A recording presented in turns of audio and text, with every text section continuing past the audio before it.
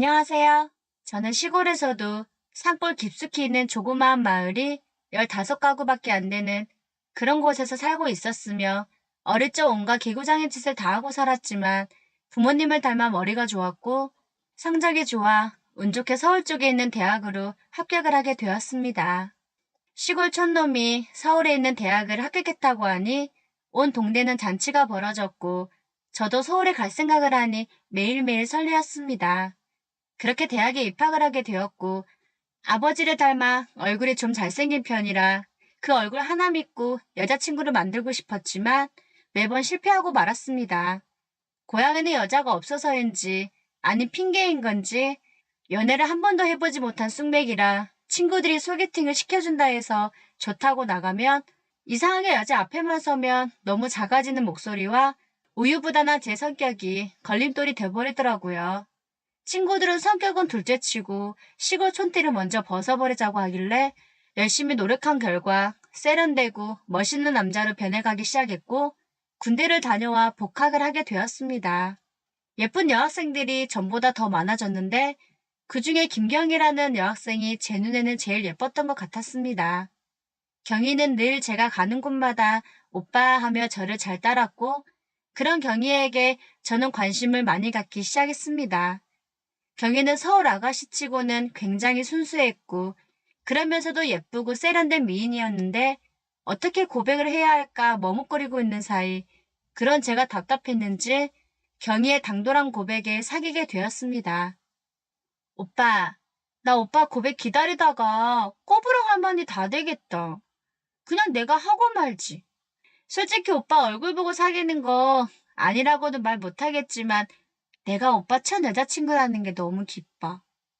날 너무 아껴주고 배려해주는 그 마음 때문에 매일매일 설레더라고. 그래서 말인데 오빠 나랑 사귈래요?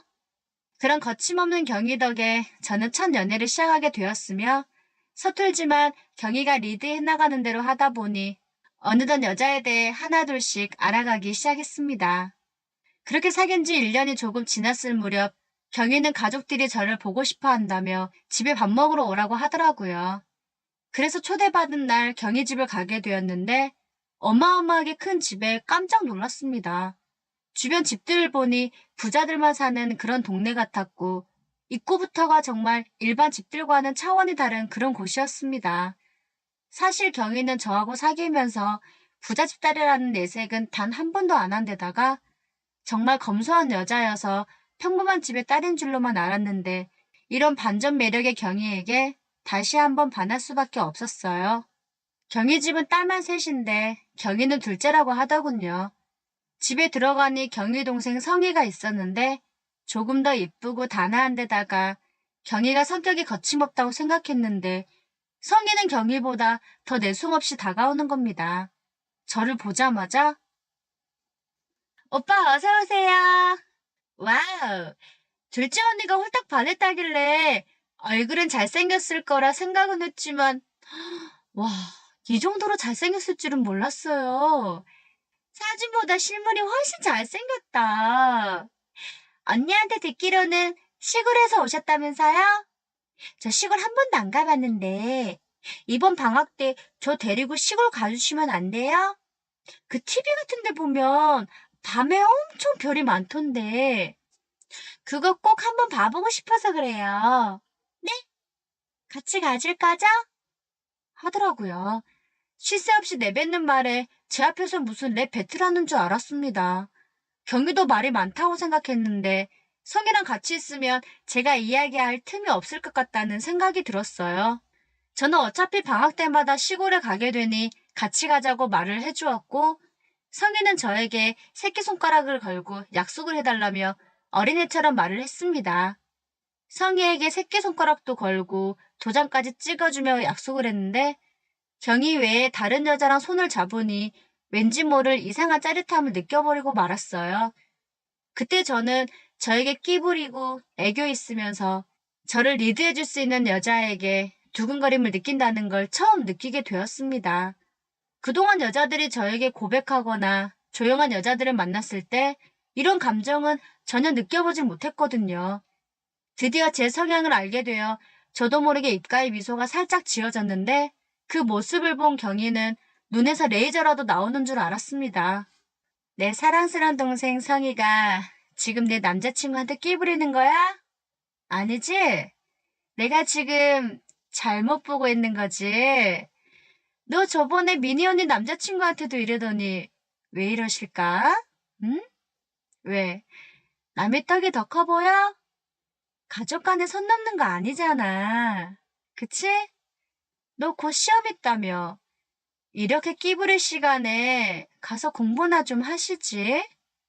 하며 성희에게 말하는데 경희의 그런 도발적인 모습에 조금 놀라긴 했습니다. 그러면서 저한테도 성희한테 그런 이상한 눈으로 쳐다보지 말라면서 제 옆구리를 찔러대더라고요. 처음 인사드린 경희 어머님은 딸들이 왜 이렇게 이쁜지 알 정도로 정말 아름다운 미인이셨습니다. 40대 후반으로는 전혀 안 보이셔서 처음엔 제일 큰언니인 줄 알 정도였어요. 그리고 경희 언니인 미니는 저보다 한 살 어렸는데 말수가 적고 자매들에 비해 차분하면서 약간 차가운 인상이었습니다. 경희 어머니께서 상다리가 부러지게 맛있는 음식을 차려두셨고 저는 자취를 하고 있었기에 늘 라면이나 식은 밥만 먹었었는데 오랜만에 맛있는 음식을 먹으니 너무나도 행복했습니다. 가볍게 소주도 한잔하며 즐거운 시간을 4명의 여자와 같이 있으니 왠지 이 여자들에게 사랑을 받고 있다는 느낌이 들었고 경여 어머니께서 저에 대한 칭찬을 많이 하시니 왠지 이 집 사위가 이미 돼버린 느낌이 들더라고요. 아, 이 집 여자들이 매우 시끄럽지. 큰애 빼고는 다 수다쟁이라서 아마 이 집을 나가게 되면 귀가 멍멍해질 거야. 근데 우리 사이들 사람은 정말 듬직하고 믿음직스럽게 생겼네. 응? 우리 경이가 어디서 이렇게 멋진 남자를 모셔왔을까? 저번에 들어보니 혼자 자취한다고 하던데 서울 집값이 비싸서 공부하랴 알바하랴 힘들 텐데 이참에 그냥 확 우리 집에서 같이 살래? 어차피 방도 몇 개 비어있고 저기 그 경희방 옆에 거기가 딱 좋은데 거기에 짐 풀고 같이 살자.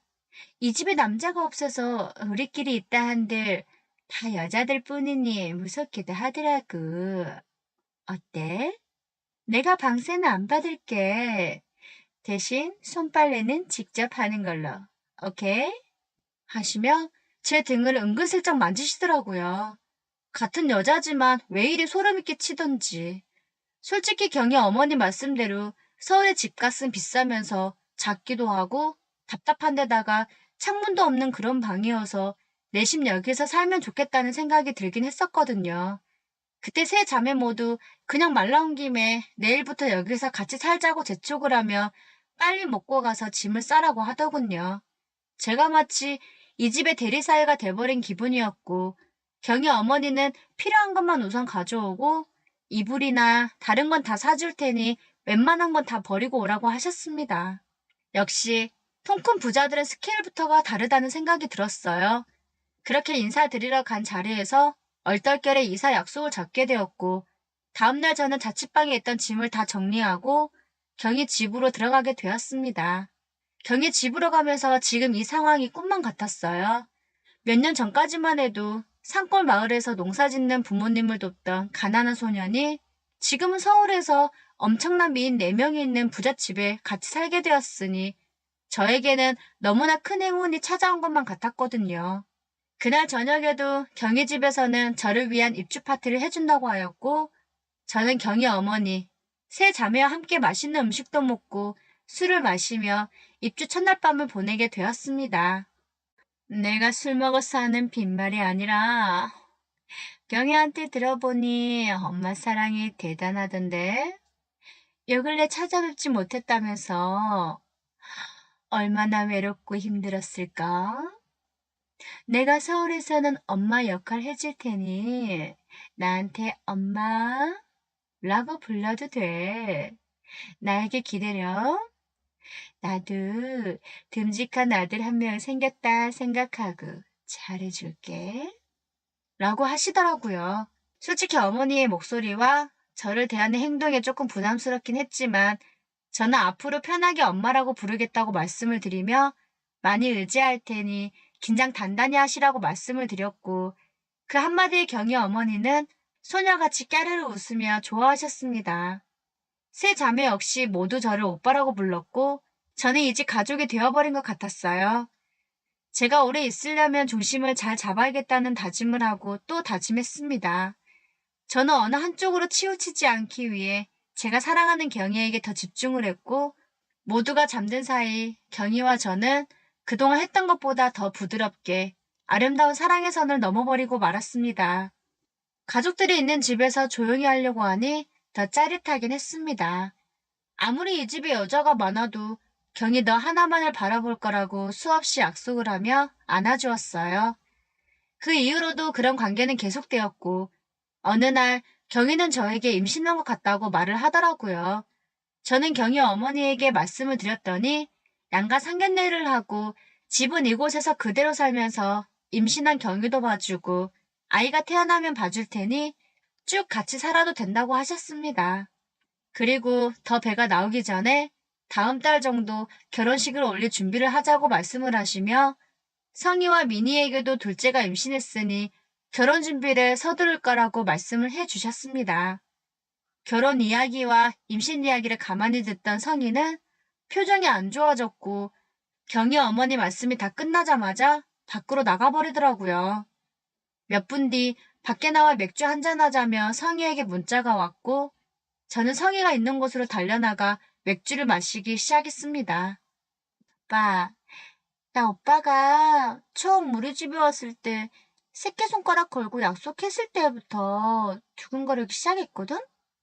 언니 남자친구니까 그러지 말자, 그러면 안 돼 하고 생각했는데 매일 생각나고 보고 싶고 만지고 싶더라고. 그렇게 꾹 참고 언젠가 둘이 헤어지면 오빠 힘들어할 때 옆에 있어주고 내 남자로 만들어야지 했는데 이게 뭐야? 임신해. 결혼까지? 내가 이거 안 마시면 오늘 못 버틸 것 같아. 에잇, 아우, 어우, 아우, 좋다. 원래 술이 약했던 성희는 저에게 기댄 채 이 결혼 절대 하면 안 된다고 하면서 언니하고 결혼하지 말라고 술주정을 하더라고요. 저는 성희에게 언니는 이미 내 아이를 가졌기 때문에 안 된다고 말을 하니 성희는 아이를 가졌든 안 가졌든 난 그런 거 관심 없고 오빠를 내 남자로 만드는 거에 관심 있다고 고백을 하는데 저는 정말 깜짝 놀랐습니다. 평소 저에게 스킨십도 은근슬쩍하고 애교를 피우긴 했어도 이런 식으로 저를 생각할 줄은 꿈에도 생각 못했거든요.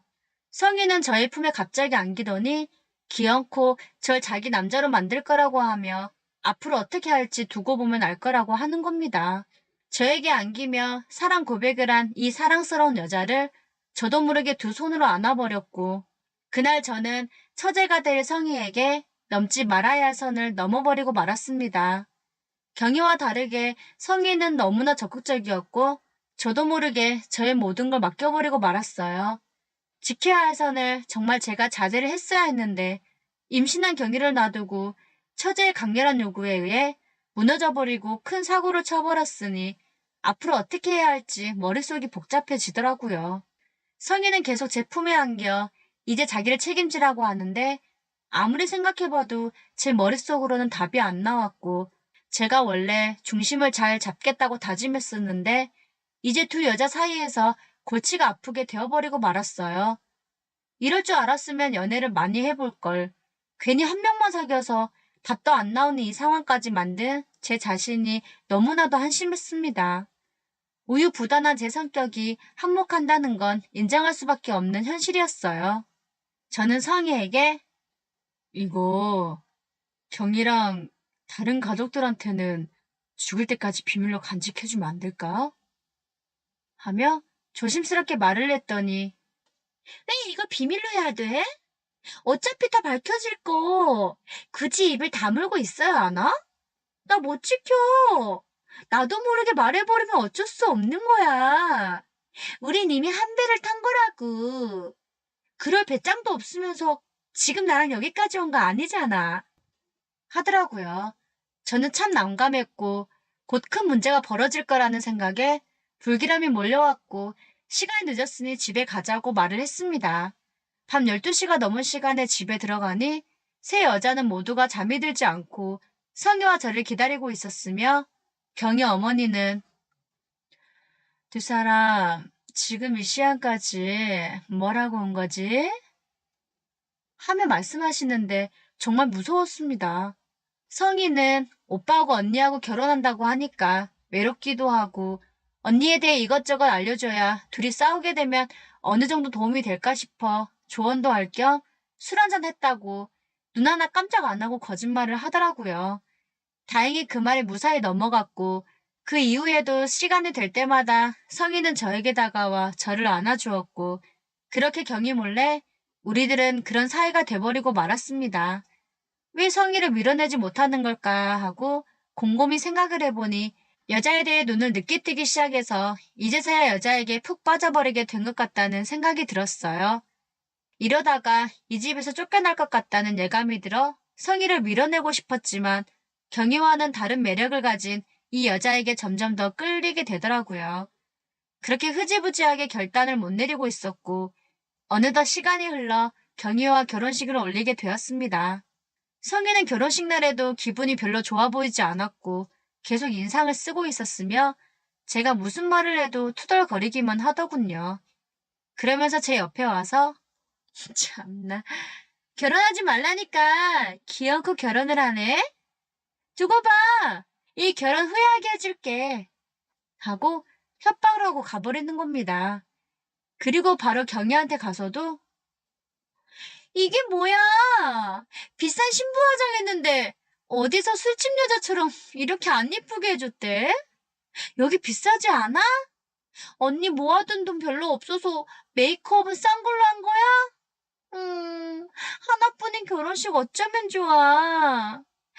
두 번째 결혼할 때는 돈 좀 주더라도 이쁜 메이크업으로 해. 알았지? 하고 시비를 걸었다고 하더군요.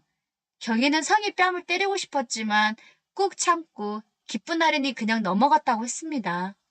그렇게 결혼식을 하고 태교에 전념을 하고 있는 경희 옆에 있으면서 뒤에서는 몰래 성희와 만남을 가졌는데 그렇게 몰래 만난 지 몇 달이 지나던 어느 날 성희는 저에게 몸이 안 좋다고 하는 겁니다. 저는 임신한 거 아닌가 하는 생각에 덜컥 겁이 났어요. 경희도 임신한 상태인데 거기에 성희까지 임신했다고 하면 이건 기가 막힐 노릇이잖아요.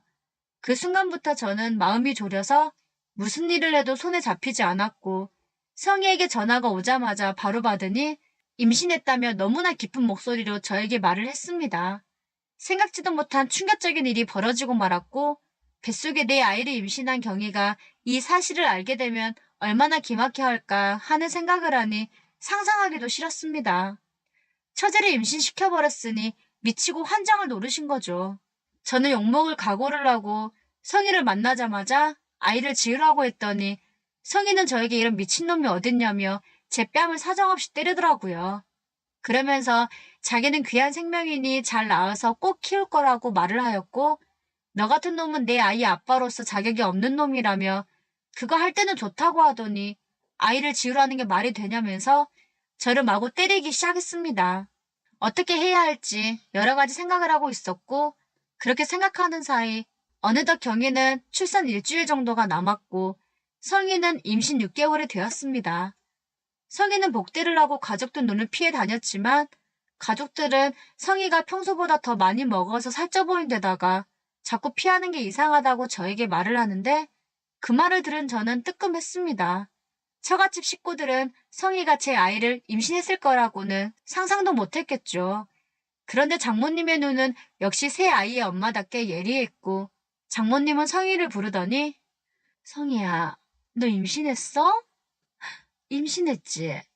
아이 아빠는 어떤 놈이길래 애가 이 지경까지 됐는데 인사 한번 안 온다니? 응? 당장 전화해. 그래서 화 안 내고 다 용서할 테니 결혼 언제 할 건지, 앞으로 어떻게 할 건지 나랑 상의 좀 하자고 말해놔. 하고 말씀하시더라고요. 저는 안절부절 못하고 있었을 때, 애 아빠는, 저기, 애 아빠는 말이야. 사실, 형부 저놈이야.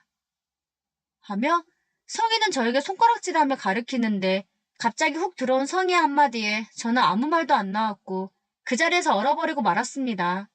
경희를 비롯해서 처가집 식구들은 모두가 경악하고 또 경악하더라고요. 장모님은 그 자리에서 혼절하셨고 경희도 그 자리에서 쓰러져 버리고 말았어요. 온 가족이 충격 속에 빠져버리고 말았고 장모님과 경희가 깨어나자마자 저는 두 사람 앞에서 무릎을 꿇고 죽을 죄를 지었다며 머리를 조아리면서 용서를 빌었지만 장모님은 시골에서 올라온 놈을 데려다가 방도 주고 학비도 대주고 아들보다 더 잘해줬더니 천하의 바람둥이고 나쁜 놈이었다고 하시며 이 세상 여자들이 많은데 왜 하필 처제를 건드려 임신시켰냐며 제 뺨을 때리고 손에 잡히는 물건을 전부 저에게 던지기 시작하셨습니다. 처형은 부엌으로 가서 냄비를 가져와 저를 때리는데 죽을 죄를 지어서인지 수백 대를 맞은 것 같은데도 아프지도 않았습니다. 오히려 이렇게 비밀을 들키고 얻어맞으니 속이 시원하더라고요. 저는 너무 얻어맞다 보니 저도 모르게 거실에서 기절해버리고 말았는데 정신을 잃을 정도로 맞으니 얼마나 맞았겠어요. 그렇게 119를 불러 응급차에 실려가게 되었고 일주일 정도 입원하여 병원에서 치료를 받았습니다. 그렇게 치료가 끝나고 퇴원을 했더니 저는 아무데도 갈 곳이 없었고 완전히 부잣집에서 쫓겨난 빈털터리가 되어버리고 말았습니다. 처갓집에서 완전히 퇴출당하고 만 것이죠. 당연한 결과였습니다. 임신한 와이프를 두고 처제와 같이 그 선을 넘어버린 데다가 임신까지 되어버렸으니 이렇게 버림받아도 싸다는 생각이 들었어요. 경희가 출산을 잘했는지 몸은 괜찮은지 걱정되어 전화를 해봤지만 화가 단단히 난 아내는 전화를 받지 않았고 며칠 뒤에는 없는 번호로 나오더라고요. 그로부터 3년 후 성희한테 만나자는 연락을 받게 되었고 한 걸음에 성희에게 달려가니 전보다 더 예쁜 모습으로 제 앞에 나타났습니다. 경희는 1년 전에 제 아이까지 사랑해줄 수 있는 새로운 남자를 만나 연애를 하고 재혼을 했다고 하더라고요. 오히려 다행이었습니다. 아빠 없는 아이로 자라게 하고 싶지 않았거든요. 엄마랑 언니들은 오빠를 절대 만나지도 말고 연락도 하지 말라고 수천 번을 잔소리 듣고 또 들었는데 이상하게 오빠가 미우면서도 오빠 없는 3년은 정말 너무나 힘든 시간이었어. 아이 낳을 때도 오빠가 없으니 얼마나 힘들었는지 알아? 하며 제 품에서 울음을 터뜨리고 말았습니다. 아이는 어머니께서 잘 키워주신 덕에 어느덧 어린이집을 다니고 있다고 했습니다. 성희와 저는 집안의 반대를 무릅쓰고 성희가 사놓은 아파트에 들어가 살게 되었으며 현재 저와 성희 그리고 제 아이는 행복한 결혼 생활을 하고 있습니다. 언젠가는 처갓집 식구들이 저를 용서해줄 그날을 기다리며 과거의 모든 잘못을 뉘우치고 이제는 정신 차리고 이 가정을 지켜나가겠습니다. 제 사연을 들어주셔서 감사합니다.